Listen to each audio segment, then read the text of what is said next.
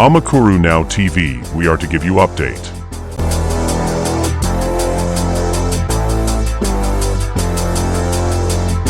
twongeye kubasuhuza abakunze mudukurikira ku muyoboro wa YouTube, reka nizere ko mumeze neza cyane. Anjye nitwa Fita da Silva yibayitsa Amakuru Now TV. Niba ari bwo bwa mbere udukurikiye, ndagusaba gukora subscribe no gukanda ku nzogera kugira ngo ujye ubasha kumenya amakuru yose tuba twaguteguriye, ukande like kuri video zacu, share na comment, nabyo biba bikenewe kugira ngo ibintu birusheho kugenda neza cyane. Reka nguhe ikaze rero, amakuru yacu agiye kuba yahera kuri zino ngingo z'ingenzi zikurikira. Muri aya makuru turaza kubabwira ko ku munsi w'ejo nyuma ya saa sita, Perezida wa Repubulika y'u Rwanda Paul Kagame yafashe indege imwerekeza i Paris, ubwo ni mu gihugu cy'Ubufaransa. Icyamujyanye ni ikihe? Ni iyihe mpamvu yagiye guhura na mugenzi we Macron? Ibi byose rero uraza kubimenyera muri aya makuru mu buryo burambuye. Muri aya makuru kandi turaza kuba twababwira ko umwana muto cyane yafashwe amaze kwiba ihene 3. Rero turaza kuba twabigarukaho mu buryo burambuye. Icyo usabwa ni ugukora subscribe kuri no YouTube channel yitwa Amakuru Now TV, hanyuma ukamenya byinshi bitandukanye. Rero mu ntambara ya Israel iri kugaba ku mutwe wa Hezbollah, hari amakuru mashyashya yagiye hanze yatangajwe na Donald Trump. Rero uraza kuba wamenya ngo na yahe makuru yagiye hanze yatangajwe na Donald Trump kuri uyu mutwe wa Hezbollah, yagize icyo uvugaho. Ibi byose rero uraza kuba wabikurikira muri aya makuru mu buryo burambuye. Aya makuru mwateguriwe n'itsinda rigari rya Fisto Biwood Entertainment, mukaba rero mugiye kuyagezwaho na Fisto da Silva nk'ibisanzwe muri studio za Fisto Biwood Entertainment. Niba uri mushyashya kuri no YouTube channel bwo bwa mbere udukurikiye, ndagusaba gukora subscribe ndetse ukande like kuri buri video yose usanga kuri no YouTube channel yitwa Amakuru Now TV. Reka rero nguhe ikaze kandi reka nizere ko ukomeje kugira ibihe byiza wowe aho waba udukurikiye hose. Reka rero amakuru yacu tuyabagezeho mu buryo burambuye. Amakuru yacu rero tugiye kuba twabagezaho rero amakuru yacu mu buryo burambuye. Amakuru yacu reka tuyahere mu karere ka Kamonyi. Mu karere ka Kamonyi, umusore wo mu karere ka Kamonyi yafatiwe mu cyuho amaze kwiba ihene 3 zose. Mu karere ka Kamonyi, umurenge wa Nyamiyaga, ku itariki 31 Gicurasi 2026, polisi y'u Rwanda ifatanyije n'abaturage batuye mu karere ka Kamonyi yafatiye mu cyuho umusore wari umaze kwiba ihene 3 zose. Umuvugizi wa polisi mu ntara y'Amajyepfo CIP Hassan Kamanzi yashimiye abaturage bamaze kwimakaza umuco wo gutangira amakuru ku gihe kandi vuba hagamijwe gukumira ibyaha, ndetse anashimangira ko iki ari ikimenyetso kigaragaza ko basobanukiwe ko gucunga umutekano ari inshingano rusange hagati yabo ndetse na polisi y'u Rwanda. Yaboneyeho umwanya wo kuburira abantu bakomeje kwishora mu bikorwa bigayitse bigamije guhungabanya umutekano n'ituze by'abaturage ko bagomba kubihagarika vuba, kubera ko uzajya abifatirwamo cyangwa se abikinisha wese azajya afatwa agashyikirizwa ubugenzacyaha. Kuri ubu rero uyu musore wafashwe yibye ihene 3 akaba afungiye kuri sitasiyo ya polisi yo mu murenge wa Mugina.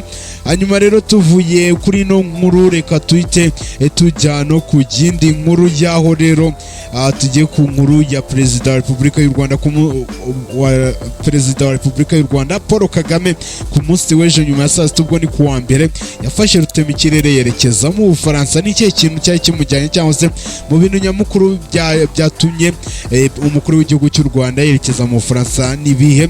Rero ku munsi w'ejo nk'uko nari mbibabwiye, Perezida wa Repubulika y'u Rwanda Paul Kagame akaba yarafashe indege yerekeza mu gihugu cy'Ubufaransa. i Paris mu Bufaransa hagiye gufungurwa urwibutso rwa jenoside yakorewe abatutsi. Ibi rero bikaba ari mu byatumye perezida wa Repubulika y'u Rwanda Paul Kagame yerekeza mu gihugu cy'Ubufaransa ku wa kabiri uyu munsi ku itariki 2 Kamena 2026 ku isaha y'isaa sita. Nibwo rero perezida w'Ubufaransa Emmanuel Macron na mugenzi we w'u Rwanda perezida wa Repubulika y'u Rwanda Paul Kagame baraza gufungura urwibutso rwa jenoside rukazaba ruherereye i Paris. Rwubatswe rero mu rwego rwo guha icyubahiro abazize jenoside yakorewe abatutsi mu mwaka w'1994 mu Rwanda.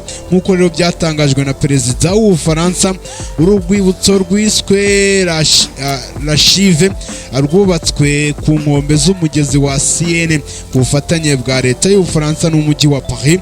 Rwakozwe n'umuhanzi Granda Kiromba nk'ahantu rero ho kwibukira no gusabira abishwe ndetse no kwimakaza ihererekanya bumenyi ku mateka ya jenoside yakorewe abatutsi mu Rwanda, nk'uko byavuzwe na perezida wa kiriya gihugu cy'Ubufaransa Emmanuel Macron.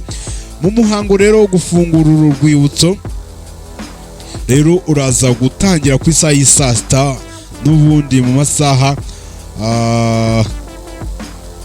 tugendeye ku masaha baduhaye, n'ubundi ubu nibyo barimo bararufungura. Aho rero uno muhango mu muhango wo gufungura urwibutso biteganyijwe ko perezida w'igihugu cy'Ubufaransa Emmanuel Macron ndetse na perezida Paul Kagame baraza kugeza ijambo ku bitabiriye uwo muhango, mu gihe abandi bazagira uruhare barimo meya w'umujyi w'Ubufaransa ariwe bitwa Emmanuel Girigora ndetse na Jeanne Uwimbabazi, umwe mu barokotse jenoside yakorewe abatutsi, uraza gutanga ubuhamya. Hanyuma umuhanzi n'umwanditsi Gaël Faye araza kuvuga umuvugo wanditswe n'umwanditsi w'umunyarwanda Beata Umubyeyi Merise, nawe rero warokotse jenoside yakorewe abatutsi. Perezidansi y'Ubufaransa ivuga ko uyu muhango ugaragaza gukomeza inzira yo kwiyunga no gusobanura amateka hagati y'Ubufaransa n'u Rwanda. Iyi nzira rishingiye ku biganiro bihuriweho, ubushakashatsi ku mateka ndetse no kwemera uruhare rw'Ubufaransa ku byabaye mu gihe cya jenoside. Mu mwaka wa 2021 nibwo perezida w'igihugu cy'Ubufaransa Emmanuel Macron yari yasuye u Rwanda i Kigali, aho yemeye ko igihugu cye gifite uruhare rukomeye rw'amateka mu byabaye mu gihugu cy'u Rwanda. Ubwo yavugaga rero jenoside yakorewe abatutsi yahitanye abarenga miliyoni hagati ya Mata na Nyakanga mu 1994. Nubwo uyu mubano w'ibihugu byombi wagiye utera imbere mu myaka yashize, hari ikibazo haracyari ibibazo by'umutekano mu karere cyane cyane mu burasirazuba bwa Repubulika ya Demokarasi ya Kongo bikomeje kugira ingaruka ku mubano w'ibihugu byombi. Rero ubwo ifungurwa ry'uru rwibutso rizakurikirwa n'indi mihango, harimo n'inama n'ifungura cyangwa n'ifunguro. Abitabiriye uno muhango baraza gusangira ku rwego rw'igihugu, igamije gukomeza gushimangira umubano hagati y'i Paris ndetse na Kigali. Rero nubwo Macron ndetse n'umukuru w'igihugu cy'u Rwanda Paul Kagame bari kumwe bari gufungura urwibutso rwa jenoside yakorewe abatutsi yabaye mu 1994 i Paris, hari n'indi nkuru nabonye aho rero Tshisekedi nawe araza kuba yahura na Macron, hanyuma bakaganira ku bibazo by'umutekano muke mu burasirazuba bwa Repubulika ya Demokarasi ya Kongo. Tuvuye kuri iriya nkuru rero, reka tuhite n'ubundi tugaruka mu gihugu cy'u Rwanda, aho rero tugiye kuba twabagezaho ino nkuru. Ni inkuru rero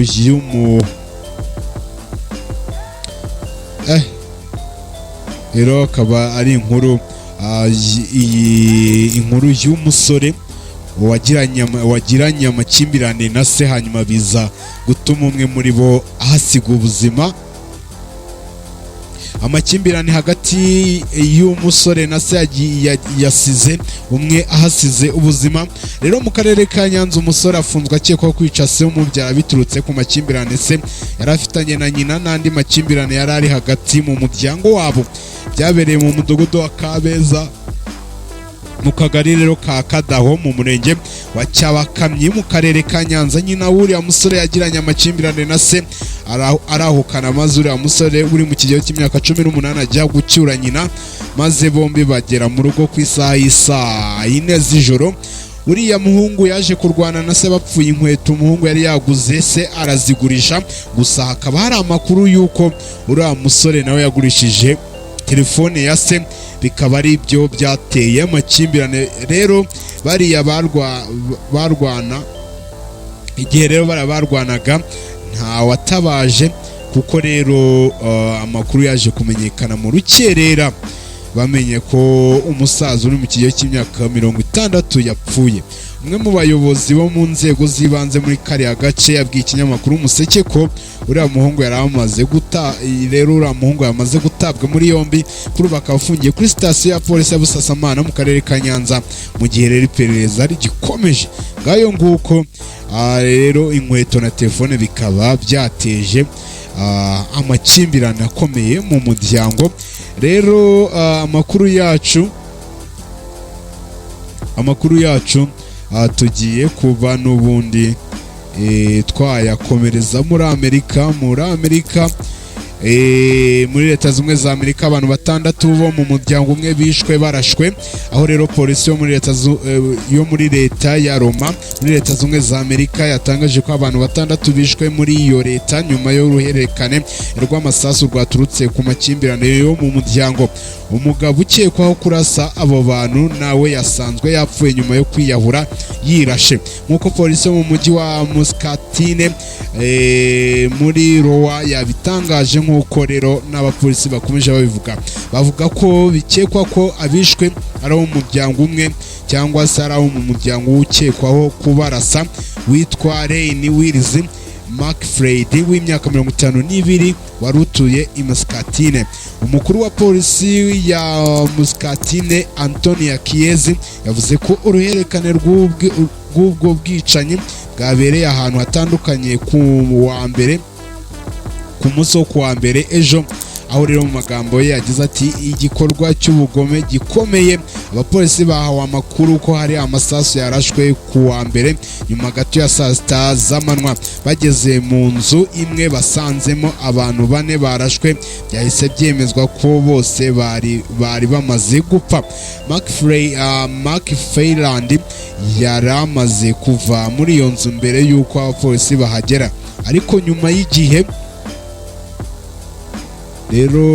y'igihe gito bamusanze ku muhanda ari hafi y'uruzi, hafi y'ikiraro cy'abanyamaguru, yamaze nawe kwirasa agapfa. Polisi ivuga ko yari yirashe kandi ko bagerageje kumuha ubutazi bw'ibanze, ariko nyuma biza kwemezwa ko yapfiriye aho ngaho bamusanze. Nyuma yaho rero abashinzwe iperereza basanze undi mugabo yapfiriye mu yindi nzu, nawe bikekwa ko yari yarashwe. Bakomeje iperereza bagera no ku nyubako y'ubucuruzi, aho basanze undi muntu umwe nawe wapfuye, nawe bikekwa ko yarashwe. Mu itangazo rya polisi yashyize hanze ryagize riti ibimenyetso bya mbere bigaragaza ko uruhererekane rw'amasasu rwatewe n'amakimbirane yo mu muryango. Yongeyeho ati rero abantu bose bishwe bikekwa ko bari mu muryango w'uwapfuye ukekwaho kubarasa. Antonia Chiesi ntiyatangaje amazina cyangwa imyaka y'abishwe, ariko yavuze ko iperereza ryo rigikomeje. Rero